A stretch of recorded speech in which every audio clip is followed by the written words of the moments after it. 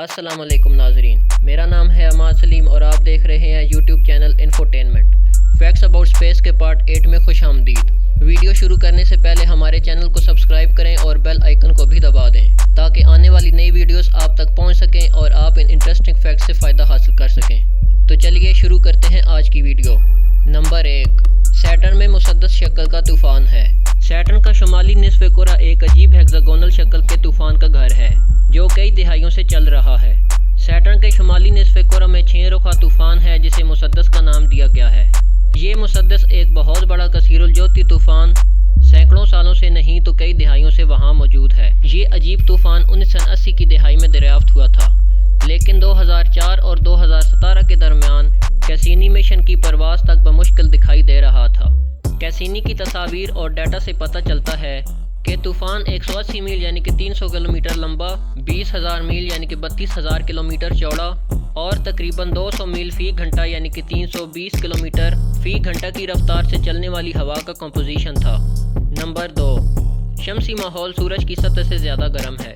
سورج کا درجہ حرارت ماحول کی ہر تہہ کے درمیان مختلف ہوتا ہے، جبکہ سورج کی نظر آنے والی سطح فوٹوسفیئر 10,000 ڈگری فارنہائٹ یعنی کہ 5,500 ڈگری سیلسیس ہے۔ اس کے اوپری ماحول کا درجہ حرارت لاکھوں ڈگری میں ہے۔ یہ تھوڑی وضاحت کے ساتھ درجہ حرارت کا ایک بڑا فرق ہے۔ ناسا کے پاس اس کیس پر کئی سورج دیکھنے والے خلائی جہاز موجود ہیں اور ان کے پاس کچھ خیالات ہیں کہ گرمی کیسے پیدا ہوتی ہے۔ ایک ہیٹ بم ہے جو اس وقت ہوتا ہے جب مقناطیسی میدان کراس کر کے کورونا میں دوبارہ مل جاتے ہیں۔ دوسرا یہ ہے کہ جب پلازما کی لہریں سورج کی سطح سے کورونا میں منتقل ہوتی ہیں۔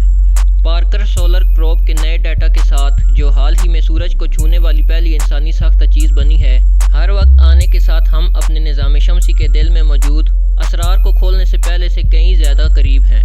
نمبر 3، مرکری پر ایک دن ایک سال سے 2 گنا طویل ہوتا ہے۔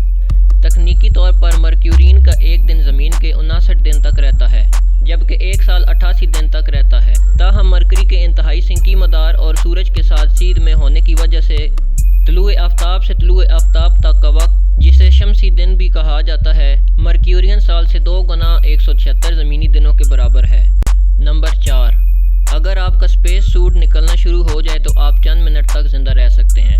اگرچہ ٹوٹل ریکال جیسی فلموں میں فوری دھماکے اور تیزی سے پف اپ اسپیس سوٹ دکھائے جاتے ہیں، لیکن خلا کے سامنے آنے کے اثرات قدرے کم ڈرامائی ہوتے ہیں۔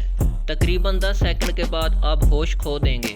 ویکیوم کا کم دباؤ جسم کے دیگر سیالوں، مثال کے طور پر آپ کی زبان پر موجود نمی کے ساتھ آپ کے خون کو ابلنے کا سبب بنے گا، لیکن یہ ابلنا خود ہماری خون کی نالیوں کے دباؤ کی وجہ سے مہلک نہیں ہوگا۔ آپ کی جسمانی رطوبتوں میں گیس کے بلبلے بنتے ہیں جس سے آپ کا جسم پھول جاتا ہے اور پھٹ جاتا ہے۔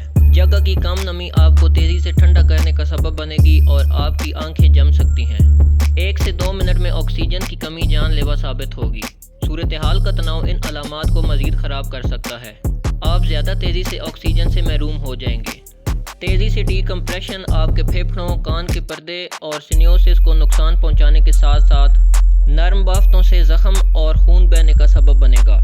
نمبر 5، ایک چائے کا چمچ نیوٹران سٹار کا وزن پوری انسانی آبادی کے برابر ہوگا۔ نیوٹران سٹار کی کثافت دماغ کو حیران کر دیتی ہے۔ یہ ستارے ایک چھوٹے سے ریڈیس میں تقریباً مکمل طور پر نیوٹران پر مشتمل ہیں۔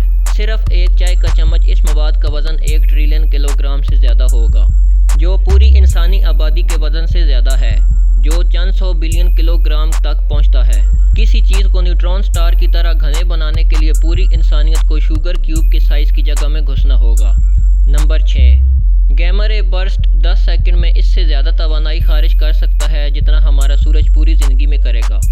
کائنات میں کوئی بھی چیز گیما رے کے پھٹنے کے دوران جاری ہونے والی طاقت کا مقابلہ نہیں کرتی، جو کہ ایک مختصر لیکن ناقابل یقین حد تک تیز توانائی والی شعاؤں کی چمک ہے۔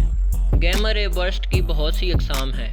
کچھ کے بارے میں سوچا جاتا ہے کہ جب کوئی بڑا ستارہ پھٹتا ہے تو وہ بنتے ہیں، اور دوسرے جب 2 نیوٹران سٹارز آپس میں مل جاتے ہیں۔ نمبر 7، کائنات میں ایسے ستارے بھی ہیں جو ہم کبھی نہیں دیکھ پائیں گے۔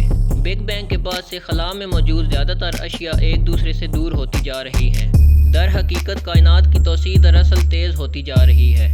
چونکہ خلا کے علاقے مسلسل بڑھتی ہوئی شرح سے ایک دوسرے سے دور ہوتے جا رہے ہیں، تو کائنات میں بننے والے ستاروں کی پہلی آبادی اب ہمارے لیے ان کی جاسوسی کی امید کرنے سے بہت دور ہے۔ یہاں تک کہ بہترین موجودہ یا مستقبل کی دوربین کے استعمال سے بھی امید ختم ہوتی جا رہی ہے۔ اب ہم ان کو بالواسطہ طور پر ان کی زندگی کے آخر میں خارج ہونے والی تابکاری کے توانائی بخش پھٹوں کے ذریعے تلاش کرنے کی کوشش کر سکتے ہیں۔ تو ناظرین، یہ تھی آج کی ویڈیو۔ امید ہے کہ آپ کو پسند آئی ہوگی۔ اب میں ملوں گا آپ سے ایسی ایک اگلی ویڈیو میں۔ تب تک کے لیے اللہ حافظ، فی امان اللہ، اپنا بہت خیال رکھیے گا۔